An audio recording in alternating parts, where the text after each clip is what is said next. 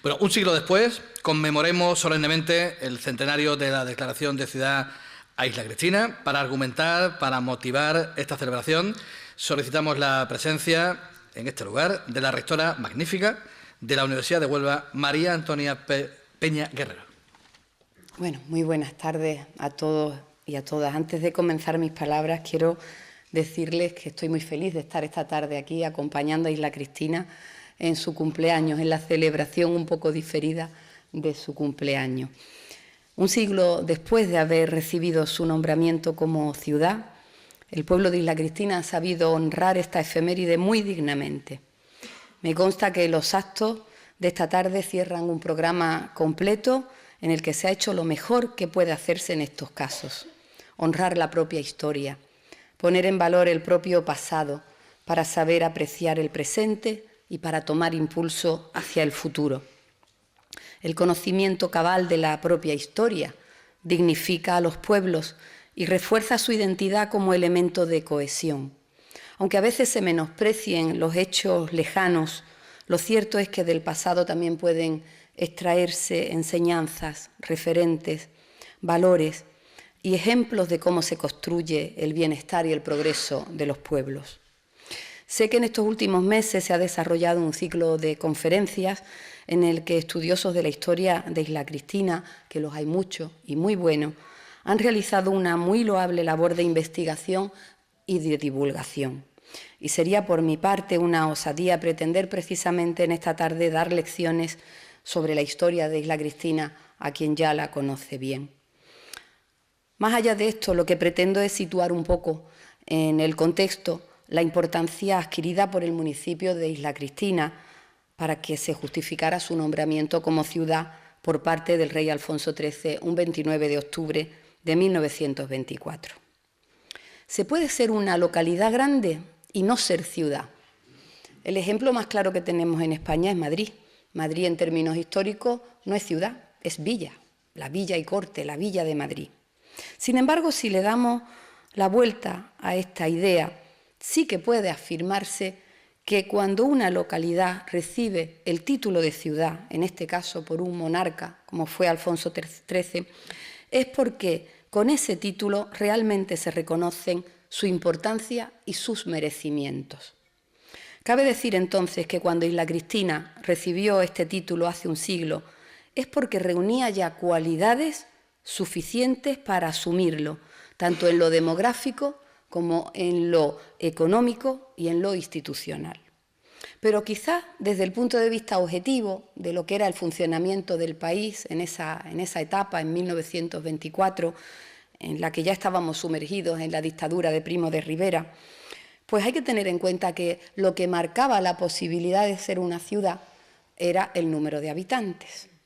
En 1924 es evidente que ya Isla Cristina había superado los 10.000. Y esa era una cifra muy importante en el contexto de la época, nada comparable a lo que ahora es nuestra demografía. Y desde luego era una cifra muy notable en lo que era el contexto de la provincia de Huelva. Esto, a su vez, resumía dos fenómenos que se habían ido produciendo en los últimos tiempos. Primero, la absorción de algunos territorios periféricos, como la propia Redondela, que en origen había sido el término histórico que realmente estaba dotado de personalidad municipal. En 1887 se había incorporado la Redondela y luego, un par de años antes de este nombramiento como ciudad, en 1922, se había incorporado la barriada de Puente Carreras, tradicionalmente disputada con Ayamonte. Igualmente, aparte de estas incorporaciones de nuevos términos, valía la recepción de una importantísima corriente inmigratoria que había llegado a la localidad atraída por la prosperidad y por la facilidad para encontrar empleo en las actividades pesqueras y sobre todo en las fábricas de producción de conservas y de salazón, también en las salinas. Y el de las actividades económicas, es un aspecto especialmente importante cuando tratamos de entender este ascenso de Isla Cristina a la categoría de ciudad. Es un ascenso que se ha venido produciendo desde el último cuarto del siglo XIX, cuando de la antigua artesanía de la salazón que habían traído los levantinos y que había prosperado en esa primera población de la Real Isla de la Higuerita, se había ido generando un sector verdaderamente industrial. A finales del siglo XIX, en Isla Cristina, también en Ayamonte, el núcleo se había convertido en el núcleo principal de fabricación de conservas de pescado, solamente superado por Galicia. Era el segundo lugar de España en producción.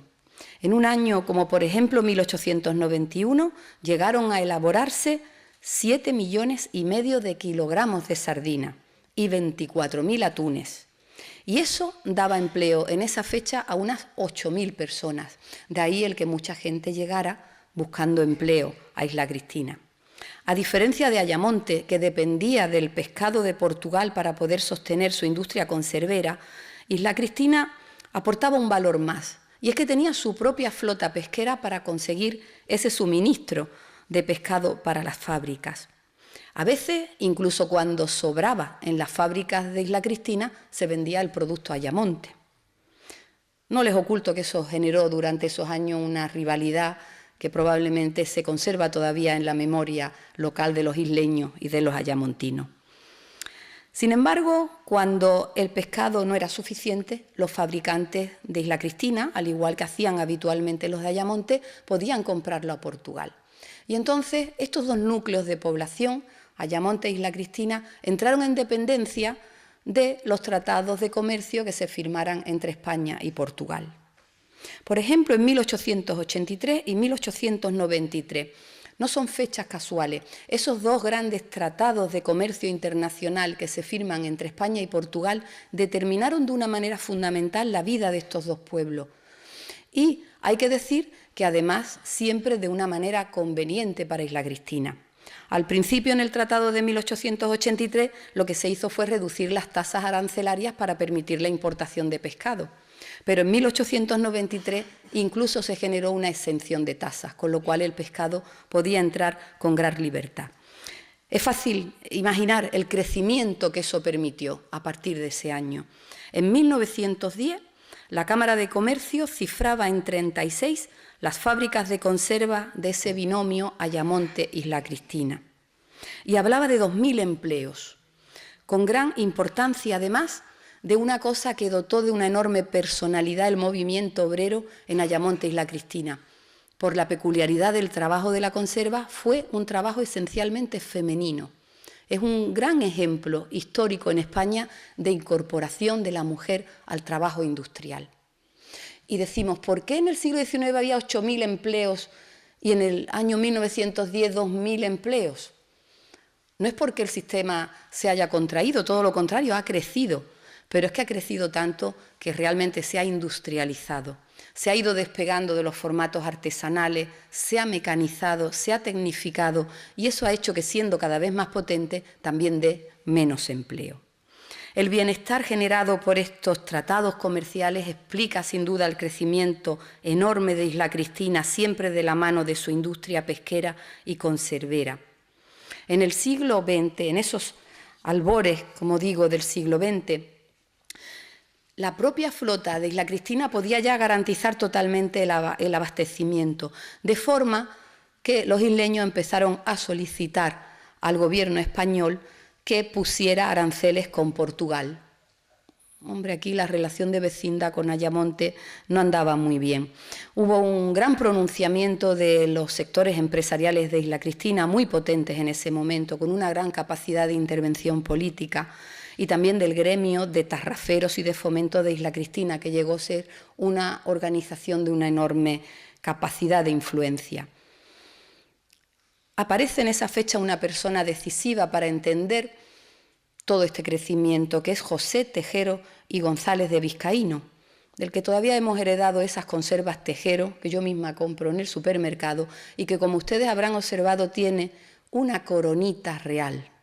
Esa coronita se la concede Alfonso XIII a la industria conservera de Tejero porque eran íntimos amigos.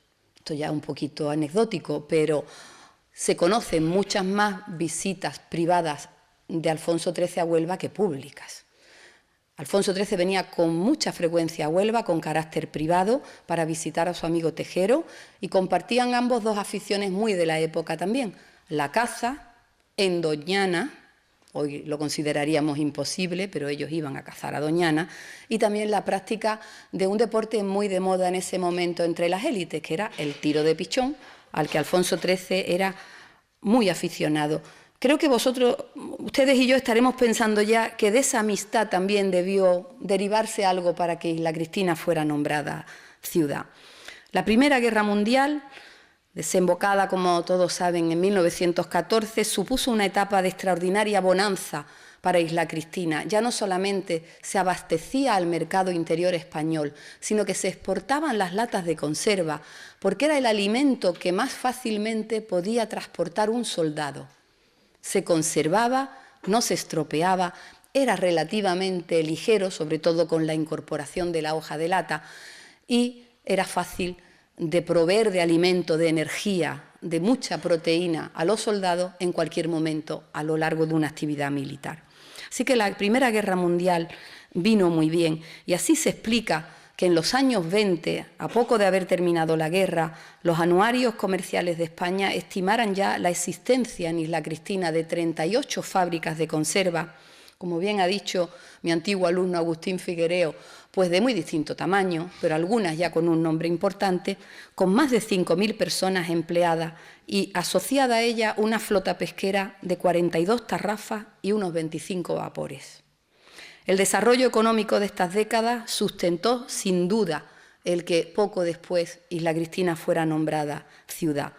Fue un desarrollo económico que comportó desarrollo demográfico, urbano, urbanístico, que no es lo mismo, y también social. En esa época no solamente había que tener los habitantes necesarios para poder ser llamada ciudad, sino que había que parecerse a una ciudad. Y en 1924... Isla Cristina ya se parece a una ciudad europea. Tiene teatros, tiene ateneos, tiene prensa propia, lo hemos visto hace unos minutos, tiene estafetas de correo, tiene escuelas, tiene sociedades económicas. Es decir, en pequeñito tiene todo lo que un contenedor que se llame ciudad tiene que contener. Y todo eso sucede en Isla Cristina porque en ella se ha implantado una burguesía muy potente. Una burguesía que tiene dinero, que tiene gustos de rico y que tiene formación, y que por añadidura tiene enorme influencia política. Cuando uno analiza la política de la Restauración y de esa etapa de la dictadura de Primo de Rivera, cada 2 por 3 aparecen apellidos que al pronto se reconocen como isleños porque tienen todavía la reminiscencia levantina. Zarandieta, Cabet, Cabot, Miravent, Fagés, Romeu, aparecen en los 2 grandes partidos de ese momento, aparecen en el Partido Liberal y aparecen en el Conservador, ocupando puestos de importancia, alcaldía, participación en la Diputación Provincial y en muchas ocasiones presidencia de la Diputación Provincial. Y muchos de ellos están en el staff directivo de los partidos e influyen de manera muy potente en Madrid, en una época muy clientelar en la que la política se mueve a través de influencias y de dinero. Es muy curioso este último nombre que les decía, Román Pérez Romeu. Cuando se produce la dictadura de Primo de Rivera, cuando se produce el pronunciamiento del 13 de septiembre de 1923, Román Pérez Romeu es el alcalde de Isla Cristina y lo es desde el año 1918. Y lo es además con una gran cantidad de afecto popular. Es un alcalde muy querido, al que se le atribuye labores benéficas, labores de urbanización, de traer mejoras a su pueblo. Es un alcalde tan querido que cuando Primo de Rivera, en esa voluntad que tenía de limpiar la vieja política y traer la nueva política, cuando lo destituye, se produce en Isla Cristina un fenómeno que es inédito en España, y es una gran manifestación popular en un contexto de dictadura militar, una gran manifestación del pueblo de Isla Cristina con enormes pancartas que pedían la vuelta de su alcalde, la vuelta de Romeu, que es como se le llamaba. Romeu queremos que sea nuestro alcalde. Y viendo ese pronunciamiento popular, pues Primo de Rivera decide que para qué ahora que está él recién llegado, para qué se va a enfrentar a un pueblo tan potente como Isla Cristina, y decide colocar de nuevo a Román Pérez Romeu en el puesto de alcalde. A partir de ahí la progresión de este hombre fue muy importante y creo que en el pueblo se recuerda, ¿no? Y se mantiene su memoria. Se le integra en el régimen, se le colocan los principales puestos de la Unión Patriótica, que era el partido que genera la dictadura, y se le da la medalla de la Gran Cruz de Isabel la Católica. Y llega, incluso unos años más tarde, en 1927, a ser pues, un antecedente de nuestro querido David Toscano, presidente de la Diputación Provincial de Huelva. Y nunca abandonó esa voluntad inicial de ser un buen alcalde y terminó sus días siendo un alcalde apreciado y querido. Se convirtió, junto con Tejero, en las dos personas más influyentes de Isla Cristina en los círculos madrileños. Así que si metemos en la costelera todos estos elementos, ¿no?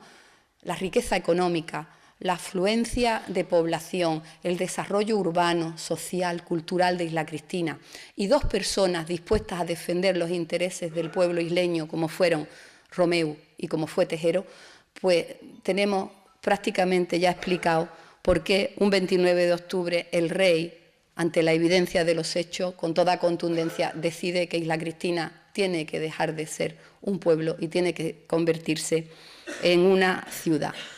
En una ciudad que había tenido sus orígenes muy jóvenes, en la Real Isla de la Higuerita, y que en ese momento se mostraba como una ciudad culta y dinámica. Lo que yo pienso que Isla Cristina sigue siendo hoy, una ciudad llena de potencia, llena de cultura, llena de dinamismo. Es un placer cuando he venido aquí, por ejemplo, a dar clase en el aula de la experiencia, lo que sabe la gente, la cultura que hay, el gusto por el teatro, por el arte, la sensibilidad. Eso es lo que hace a las ciudades grandes. Y creo que en su momento Isla Cristina mereció mucho, muy mucho, ese nombramiento como ciudad y ha sabido responder a él, manteniendo ese espíritu de ciudad abierta, hospitalaria, culta y progresiva. Así que felicidades, isleños e isleñas. Sentíos muy felices de vuestra historia, porque es una historia en la que todavía nos queda mucho que indagar y mucho que averiguar, pero que os puede llenar de orgullo y satisfacción. Y muchas gracias por haberme invitado hoy para compartir un cumpleaños tan gozoso y tan feliz. Muchas gracias.